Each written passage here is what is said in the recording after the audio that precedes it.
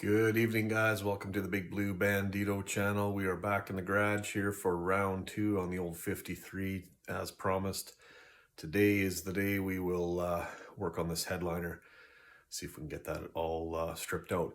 But before we get into that, I wanted to take some time and let you know something I do with my antique vehicles that I find is kind of an important piece of information, more of my own personal interest, but isn't such a bad idea to have on hand if you are looking at selling your vehicle down the road. So I've got Vintage Vehicle Services Incorporated is a Canada-based company that provides some documentation of any General Motors vehicle.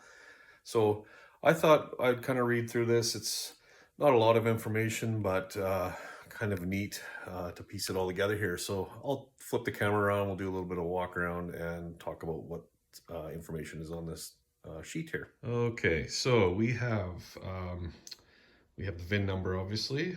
The vehicle is a 1953 Pontiac Pathfinder Deluxe. The trim code is 515. And paint 354 spruce green metallic. And there's not much of that left, but kind of a neat little piece here, so we get an idea of how this little gem may have looked coming out of the factory. We've got some remnants of that green color, which is kind of neat. Okay, body number 2397, and I'll elaborate on that a little bit more here shortly. Production date, July 31st, 1953. And shipping date, left the factory on August 6th of 53.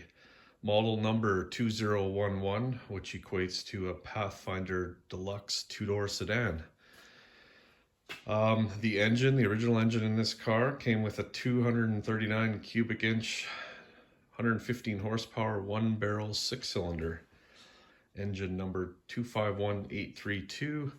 They did not, the dealer was not recorded, and the number produced for sale in Canada, and this represents the same model number only, 3,215. So I don't know, when you think of those numbers overall, it's not really a lot of cars, and to think how many have stood the test of time and survived the crusher in the, I guess, 70 years. I guess it's been 70 years. So yeah, back to that note on the 2397 body number. So it says, of the 3,215 units of body style 2011 built at the Oshawa plant for 1953, body number 2397 means that this vehicle was the 2,397th vehicle. Yeah, that's pretty much it. Just wanted to run through that, give you a little bit of history on this unit in particular, and let's dive into this headliner here. Okay, before we get into the headliner, I'm kind of all over the place, as usual, but let's talk about kind of my intentions with this project anyways, from my initial thoughts and kind of being around this car for a little bit. What have I done to date and where am I going with this? So on the front, what I did here is I found some free tires, if you can believe it, on Facebook Marketplace. And they are, I believe, 205, where are they here? 205/75, no, sorry, 215/75 R15s. And they fit on the original 15-inch steel wheel. Now, obviously, the steel wheel itself did not look like this. These were on the car when I acquired it. They were, I think one of the wheels was under soil and kind of sitting in the field. So when I took them in to get sandblasted, there was a section that kind of punched through. I might be on the other side, but you kind of get the point. What I wanted to do was kind of, I guess, one of the things is the hub center on these is certain size, and really from what I found, the steel wheel here fit best. I've tried to put on either Pontiac rallies or, you know, these spin-off Kraggers, and they did not seat well on the drum brakes. So that is the plan. Is I thought, I have this equipment, let's just refinish it, bring it back to life, and obviously found this hubcap in the trunk, polished it up. We've got some of the red original paint behind the Pontiac word, and yeah, so that's kind of it. The front end is taken care of. This car does roll really well. I can push it with one hand, so I don't have any seized brake issues.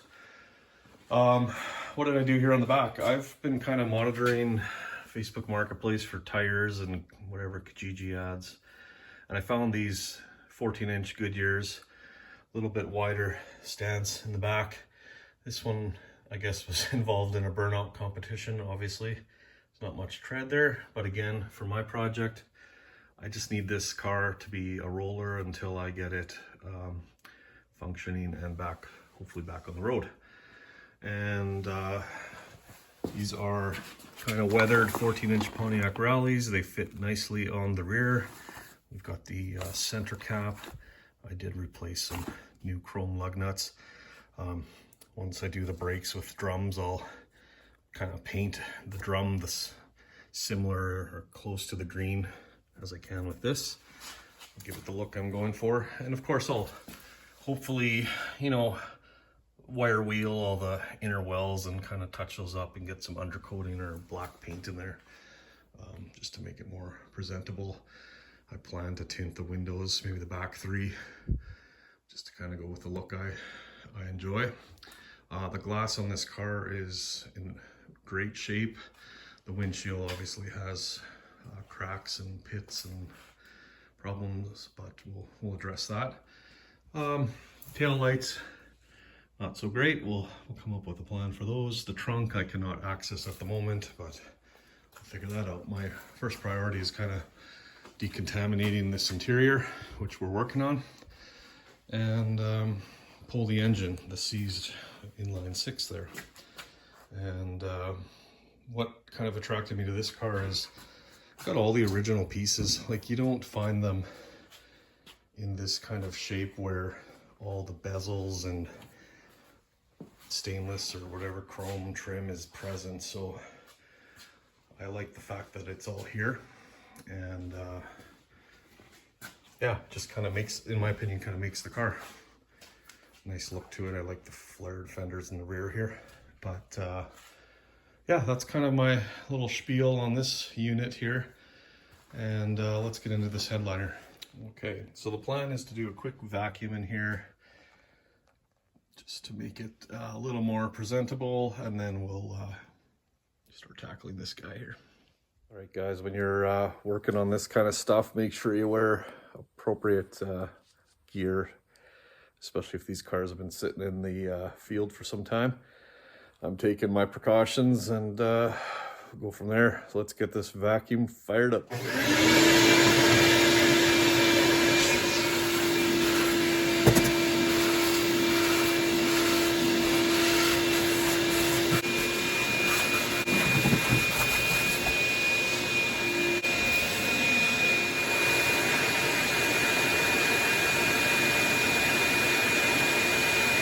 How cool is that?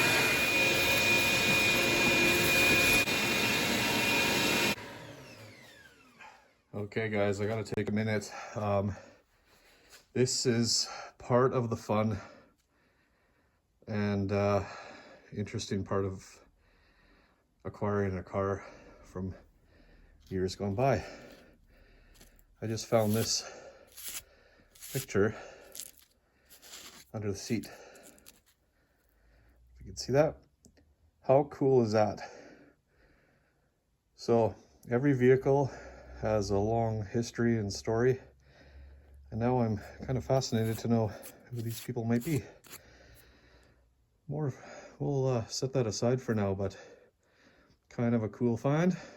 That was moments from being sucked up by the vacuum, so we'll see. We'll set that aside. Very neat. Okay, quick photo or video of what the front wheel looked like before the repaint and refinish. And let's just go to the other side here quick. There's one, all nice and new. And of course the one you saw before, but it's kind of a before and after. And we are ready to jump into the headliner.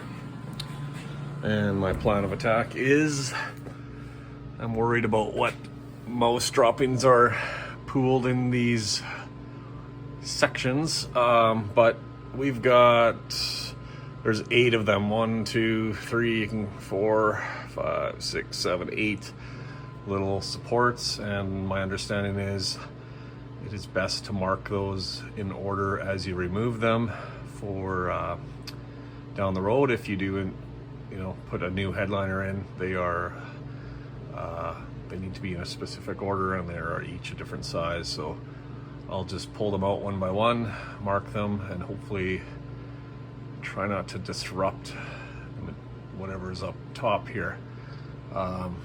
Let's get the camera set up and get going on this.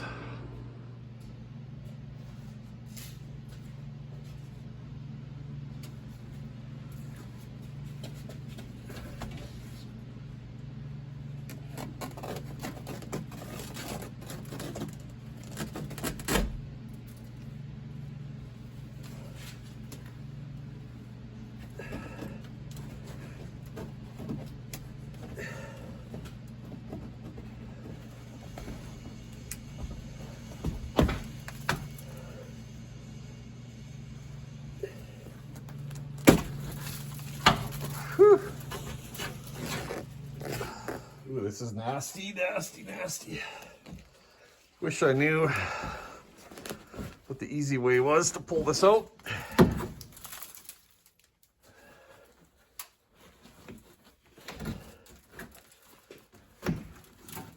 Holy man.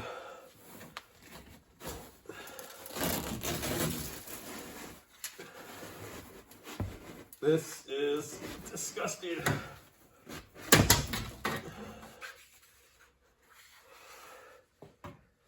Oh my goodness. Whew.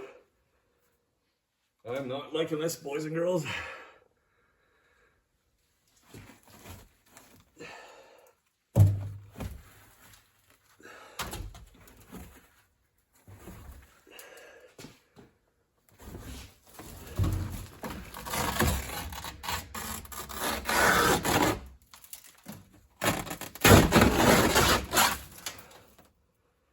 Oh boy.